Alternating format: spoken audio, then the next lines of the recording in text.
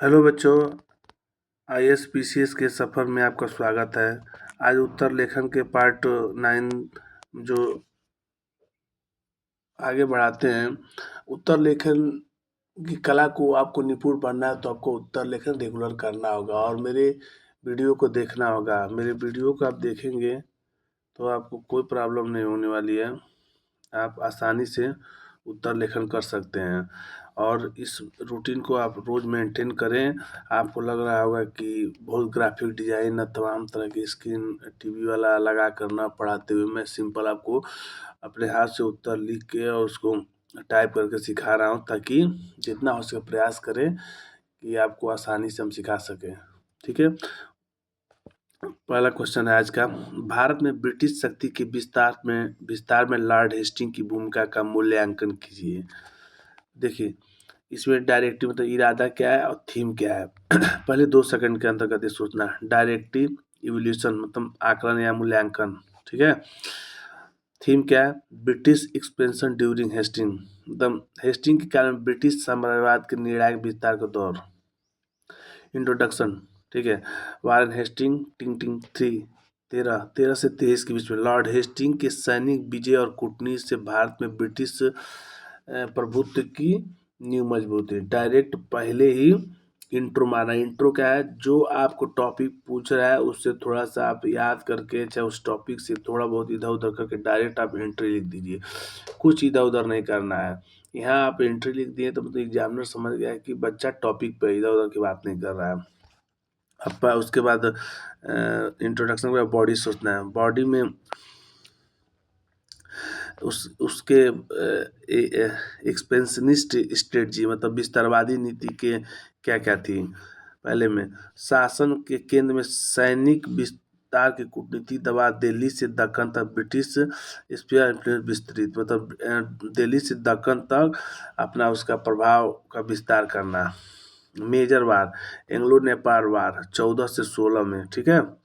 14 से 16, 18 से 14, 16 इसमें मेजर वार में क्या किया? हिमालय क्षेत्र पर निमंत्रण, सुगौली संधि के बाद कुमाऊं गढ़वाल पर अधिकार कर लिया। थर्ड एंग्लो मराठा वार 1817 से 1818 तक। मराठा ठाठा 18 से 18 मतलब एंग्लो। तो ये 17 से 18 याद करिए। मराठा शक्ति का अंत किया, पेशवा का पद समाप्त किया, ब्रिटिश नियंत्रण को पूरे दक्कन तक पहुंचाया।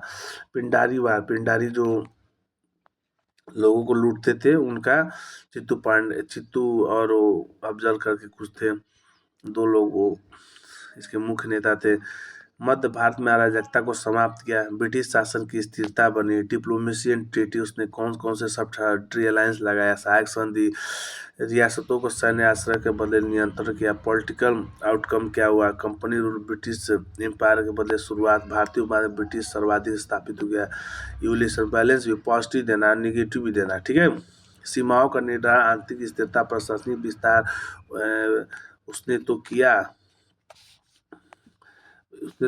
लेकिन कृषि, भूमि भार, युद्ध लागत, भारतीय स्वायत्तता की स्वतंत्रता, अंतर प्रेस की नियंत्रण, इसको स्थापित करके उसने मतलब ये क्रिटिसाइज किया है। इस कारण से लास्ट में कंक्लूजन लिख देंगे। और लॉर्ड हेस्टिंग का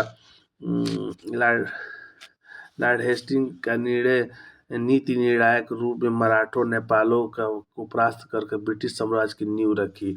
उनका काल भारतीय इतिहास की कंपनी क्राउन कंट्रोल को संक्रमण कहा जाता है, ठीक है। ट्रांजेक्शन पीरियड कहा जाता है कंपनी से क्राउन कंट्रोल का। कंपनी कैसे धीरे धीरे क्राउन को कंट्रोल कर रही है। प्रश्न, देखिए इसको डायरेक्ट मैं कैसे लिख रहा हूँ। 1800 भूमिका क्या है? 1813 से 1823 का लॉर्ड हेस्टिंग का काल ब्रिटिश नीति के को सीमित हस्तक्षेप से आक्रमण विस्तारवादी की ओर मोड़ता है। इस समय भारत में कंपनी की शक्ति प्रमुख से प्रभुत्वशाली बनती है। विस्तार की रणनीति, हेस्टिंग ने सैन्य अभियानों, कूटनीतिक दबाव का एक साथ प्रयोग किया। अंग्रेज नेपाल युद्ध 1814 से 1816 और सुगौली संधि से कुमाऊं गढ़वाल तराई कंपनी के अधिकार में और सीमा हिमालय तक पहुंची। तीसरा मराठा युद्ध 1817 से 1818 मराठा सत्ता का अंत किया। पेशवा का पद हटा के पेशवा का पद हटा दिया। पिंडारियों के अभियान के मध्य भारत में अराजकता को समाप्त करके व्यापारी मार्ग सुरक्षित किया। पिंडारियों को हटाने का मेन लक्ष्य था, तो जो लूटते थे पिंडारी, वो ब्रिटिश सामान को भी लूट लेते थे। तो इस पिंडारियों को अंत करके और व्यापार मार्ग को सुगम कर दिया। वो कूटनीति और सहायक प्रशासन से विस्तार रियासतों का आश्रित बनाया। चार्टर्ड अर्थव्यवस्था लागू हुआ, जिससे कंपनी का व्यापार और शासन पर संसद का प्रभाव बढ़ा। मूल्यांकन, इन नीतियों से कंपनी के व्यापक भू राजनीतिक नियंत्रण और राजनीतिक स्थिरता दी, किंतु इससे स्वदेशी स्वायत्तता घटती है, कृषि पर दबाव बढ़ता है, समाजवादी नियंत्रण तेज होता है। निष्कर्ष क्या निकला? वारेन हेस्टिंग्स का शासन ने ब्रिटिश साम्राज्य प्रभुत्व को संक्रमण को दर्शाता है।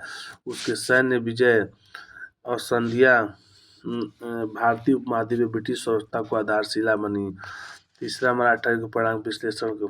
अब एक क्वेश्चन और। तीसरा, आंग्ल मराठा 1718 से 18 के परिणामों को विश्लेषण करिए।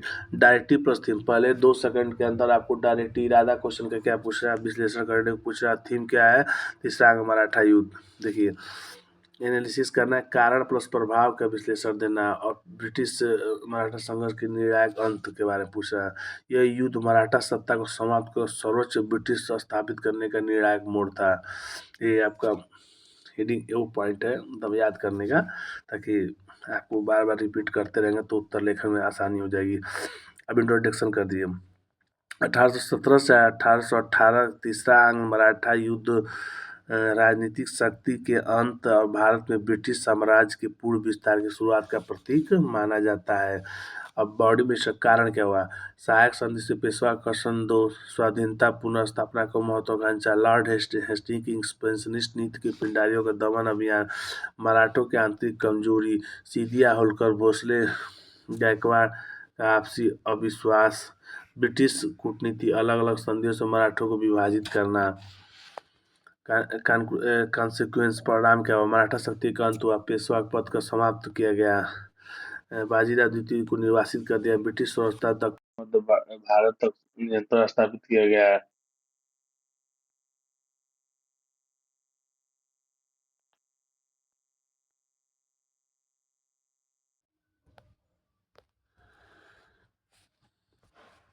ब्रिटिश शासन समाप्त। एनालिसिस, युद्ध के ब्रिटिश साम्राज्य का व्यापक भूमि राजनीति नियंत्रण दिया, परंतु स्थानीय स्वायत्तता भारतीयों की शक्ति पूर्णतः समाप्त हुई। शक्ति संतुलन कंपनी पक्ष में निर्णायक रूप से झुका। कंक्लूजन, यह युद्ध, ठीक है, कंक्लूजन, ये युद्ध ब्रिटिश विश्व पारामाउंटेसी को संक्रमण बिंदु था।